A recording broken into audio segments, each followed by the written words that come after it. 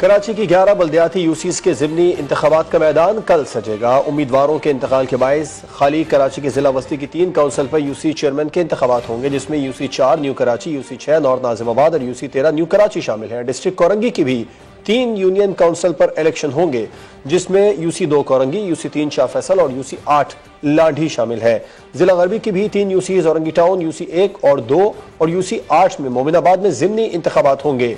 जिला जुनूबी और किवाड़ी की एक यूसी पर भी मुकाबला होगा।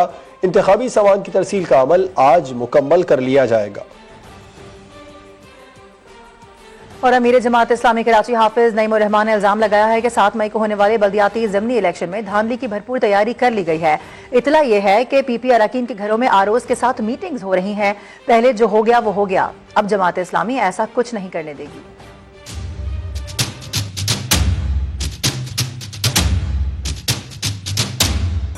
खुदा खुदा करके ये 7 मई को अब इलेक्शन आ रहा है, तो इस इलेक्शन में भी धांधली का पूरा इन्होंने मंसूबा बना लिया है। और मैं हैरान हूं कि इलेक्शन कमीशन हिलने के लिए तैयार नहीं। पिछले इलेक्शन में जिस तरह से प्रिजाइडिंग अफसरों को इस्तेमाल किया गया, चीफ इलेक्शन कमिश्नर जानते हैं इस बात को। वो प्रिजाइडिंग अफसर थे जो बाकायदा इनकी जारी करदा हिदायत को भी नहीं मान रहे थे कि कौन सा इलेक्शन कमीशन, कैसा इलेक्शन कमीशन। एक यूसी में आप सारे पोलिंग स्टेशन तब्दील कर दिए पिछली स्कीम में, यानी वार्ड्स में जहां इलेक्शन 15 जनवरी को हुआ, अब वही इलेक्शन हो रहा है इस वक्त 7 मई को, और उसके सारे पोलिंग स्टेशन आपने तब्दील कर दिए। और इस तरह तब्दील कर दिए कि एक आबादी को, कच्ची आबादी को पक्की आबादी में डाल दिया, पक्की आबादी को कच्ची आबादी में डाल दिया। और फिर जो अमले का तकर्रुर किया इन्होंने प्रिजाइडिंग अफसरों का, उसको भी छुपा के रखा। और अब जहां जहां चीजें जाहिर हो रही हैं उससे पता चल रहा है कि बाकायदा यानी जो रूल्स हैं उसकी भी वायलेशन हुई है। ये मैं बहुत वाज़ेह कर देना चाहता हूं कि पहले जो कर लिया वो कर लिया। अब जमात इस्लामी आपको ये खेल नहीं खेलने देगी।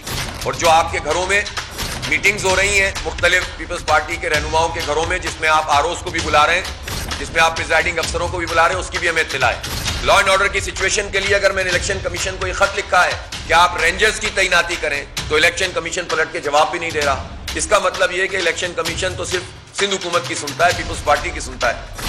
कुछ कह दो तो नाराज होते हैं। मिठियारी में जिला कौंसिल की नशिस्त पर कल ज़िमनी इलेक्शन होगा। पीपी के मखदूम अहमद जमा और आजाद उम्मीदवार सईद जदगाल में मुकाबला होगा। इलेक्शन कमीशन के दफ्तर में मौजूद है हमारे नुमाइंदे महरम राज, उनसे मजीद इस बारे में तफसीलात जानते हैं। आगाह कीजिएगा महरम। बिल्कुल, इस वक्त मौजूद है मटियारी जिले के इलेक्शन कमीशन में। यहाँ पर कल से बाय इलेक्शन वो शुरू हो रहे हैं। सामान की तरसीलात जो है वो मुकम्मल यहाँ पर हो गई है।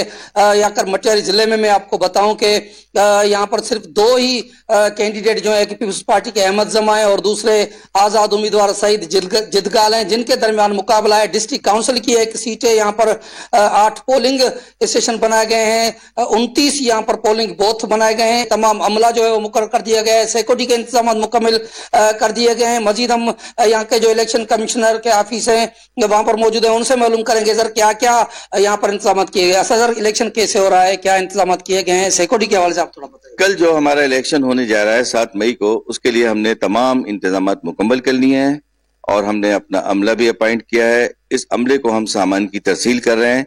यही अमला जो है सामान लेके पोलिंग स्टेशन जा रहा है।